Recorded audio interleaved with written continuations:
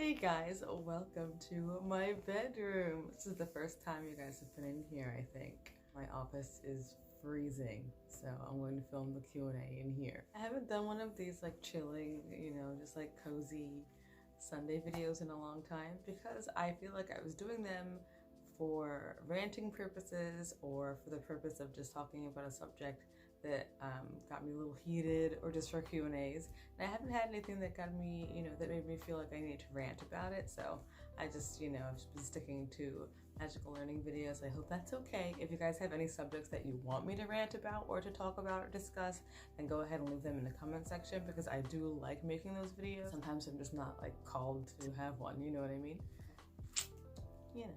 So I asked you guys on Instagram to ask me some witchy questions, some magical questions, or anything that you were wondering about, and you sent me some. So I'm going to go ahead and answer them now.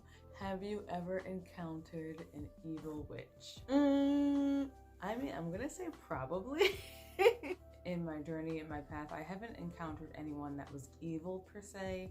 I know I have encountered people who were bitter and kind of jaded, rude, or just jealous and mean. Like, I've definitely encountered lots of people who practice magic that were mean. I've never met anyone who was just like hexing people and like going on a spree of like hatred and magic. I've never had that experience. Although I have had people like target me in a negative way. I am just like a feather blowing in the breeze. I can't be caught. I'm not worried about any of that kind of thing. So maybe, but who cares? What do you think about veganism and spirituality? So when I was younger, I used to believe that you had to be, or not that you had to be, but I used to believe that it was important to respect animals completely, so that if you did eat animals, you weren't just like forking meat into your mouth without having respect for the life that you were eating. I was very strict on that. And even at a very young age, I became a vegetarian because I have Crohn's disease, and it was like needed for me to stop eating meat. I've always been a devotee of Artemis, so I've just never really enjoyed eating animals because that was just a part of my path, was protecting animals and protecting nature. And if you ate meat, you ate it with gratitude and because you hunted the animal yourself. Like, no one's going outside and hunting their chicken nuggets, like, I know that, but that's just how I felt ever since I was a child. I really don't have an issue with people eating meat and practicing magic. Don't eat meat, but that's just a life choice. That's a health choice for me. I just wanted to insert really quickly. I understand that a lot of people don't want to use animal products in magic, and there are a lot of animal products used in certain types of magic. I get questions about bee pollen and using honey and things like that, and if there are substitutes. And you can always substitute something for something else in magic, always. Unless you're following a very strict practice, you do what feels right to you in your heart. So if you want to use all vegan products in your practice, then absolutely go for it. You can also find ethically sourced animal products to use in magic as well. I feel like I say product, it's so weird because I'm from Philly. You can also use ethically sourced animal products.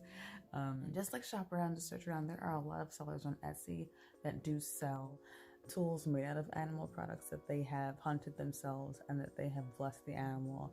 They hunted during a season of overpopulation or something like that, where it is still an ethical product even though it is an animal product. So you can always find those types of things if you're concerned about that. Very broad world of magic out there. So if you don't want to use animal products, then don't, boo. If you do, then do. No, I do you. All right, I'm so sleepy, bye. I think if it's important to your practice, and if you feel like it's something that you need to do to feel like you're being authentic with yourself, then yeah, cut out meat, cut that part out. If you're someone who feels like eating meat is authentic to their practice as well, then do it. My dog is snoring, I apologize. My core belief is that doing all things with respect and eating your food and being grateful for the fact that these are lives that you are, that are being offered up to you to nourish your body is very important. Gratitude and respect in general when it comes to eating is important to me. I hope that answers the question. That was so much. Can I do another video on candle magic? Yes, I will definitely. I I'm telling you, hundreds of video ideas. I just have to get to all of them, you know. But definitely, I'll definitely do another video on candle magic. This question I get a lot. If you don't have certain herbs for a spell, like what do? You just replace them with something else, or do you just not do it? If you don't have certain tools that a spell requires, I've said this before in other videos, like try to get the tools that a spell requires, because the more effort that you put into it, the stronger it will be. But if you don't have like some obscure herbs, or you don't have the money to go get them or anything like that, you actually can do a spell with just your pure intention. You don't have to have loads of tools and herbs and candles and crystals and, you know, all kinds of other things. You can do magic just with your intention, just with your sheer will, just by the law of attraction, putting so much energy into having something and working toward it, it's going to be attracted to you. Otherwise, there are certain herbs that you can use that can replace other herbs. Mistletoe is a really good herb that can replace lots of things. Vervain is also a really good replacing herb. It can replace a lot of things. Just look up herbal substitutes. There are loads of substitutes that you can use. Cassia bark instead of cinnamon. I would just look up an alternative to that herb. Maybe I'll do a video on that as well. Replacement herbs for herbs you don't have.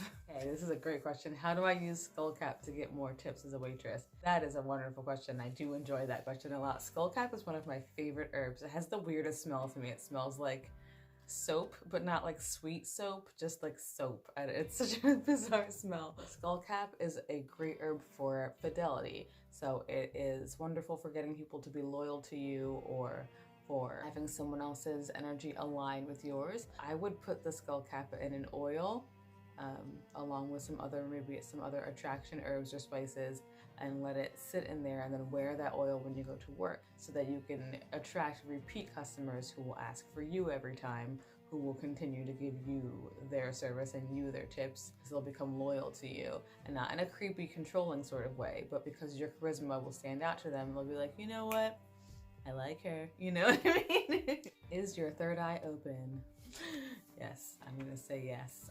I will say that my third eye began to open at a very young age, probably about 14 years old, because I was focused on that. Because my entire childhood, I was focused on ascending and being able to see and hear and be a part of a world that could not be seen by everyday people, or just by people on a regular basis. I would meditate for hours and hours after I'd finished my homework, and I would just focus so much of my energy on being able to feel different things, feel between different realms, and feel different energies and different paths. I was just like so into it. And then there became a point in my meditation where I could travel to another place where I could see it very clearly in my mind. I could speak to people there, and then I could, you know, come back and just be sitting on my floor in my bedroom. That was something that was extremely shocking to me, and also really amazing. I remember that's all I could think about at school. I would go to school and I would not be able to focus on anything else, because all I could think about was trying to do more traveling or trying to do more of those things, which honestly at such a young age and doing it alone can be really dangerous, especially for someone who, say, is in a position or in a place where they have like an addictive personality. Because that's why I'm always so cautious about talking about astral travel, because if you're someone who lives in a situation that isn't ideal, that you don't like, that you want to escape from, it can be very addicting, and it can be something that will take over your life. If you're really good at it, you just, you know, you never want to be here. You always want to be there. You know what I mean? But yes. Third eye open. I'm also gonna make a video on your third eye too. It's very fascinating. The seat of your soul. It's a very fascinating subject, and I do love talking about it as well. Do you have to light a candle after doing a spell? Yes. The candle, the flame, the wax, everything that is involved in candle magic has to be completed. So yes, you do have to light the candle if you're doing candle magic. If you're in a place where you cannot light candles, you can't have candles, then just do a different form of magic. Try something else that you don't have to have fire for. Do you have any rituals planned for the new moon? The new moon, I usually just do a cleanse on the house and a cleanse on myself. I do cleanse a lot of my crystals and tools as well. For the new moon, just for a fresh beginning, anything that's not in use just gets cleansed. But I don't usually have anything big planned on the new moon unless I'm starting something new that I need a good push of energy for. Say I'm starting a new collection in my business, or if I'm trying to plan any kind of new exciting endeavors that require a new moon energy, then yeah, but usually I don't. Usually just a cleanse. Ideas for magically charging your home or your workplace for productivity and creativity. Yes, and I will definitely make a video about this as well, because you guys know I live in a creative household. My husband and I are both artists. We both work from home. So we have to have that flowing at all times. It's so easy to get distracted here because of all of our pets and because of our son and because, you know, cartoons. So we have to work on that a lot. I do have a specific candle that I create for us for creativity and productivity as well. A video after the next, I'll do a video about productivity and creativity for someone who needs to have creativity constantly flowing in their home. Thing though, I do use a lot of labradorite, a lot of golden calcite, golden fluorite, and yellow and orange candles. Always working with the chakras, so yellow and orange candles are always great for creativity buzzing around your house. I'm sleepy, y'all, I'm sorry. And the last question we're going to do tonight is, do I have any tips for cleansing magical tools such as tarot cards and things that you get from the thrift store? So I have talked about this before, but anything that comes from the thrift store just gets a juniper smoke smudging. If it's something small enough that I can place in a bowl of salt, then I'll place things in a bowl of salt overnight just to get any energies off of them. Tarot cards I usually cleanse in cedar smoke. Depending on what energy the cards have, that's what I cleanse them with. So I have a deck that is, an oracle deck that is just gods. It's all different gods, and that one gets cleansed in cedar. I have the goddess deck, and that gets cleansed in juniper. The deck, and that gets cleansed in helichrysum. It just depends on the energy of the deck, which kind of smoke I'll burn for it. But yeah, I just burn burn stuff. Creating custom incense is one of my favorite things to do, and so anything with me always gets a smoke cleanse depending on what kind of herbs I put together. I hope this video wasn't too weird. If you guys have any of your own questions that you want to ask me, feel free to DM me on Instagram, or every Sunday I do have the little Q&A box. Sorry, my nose is itchy.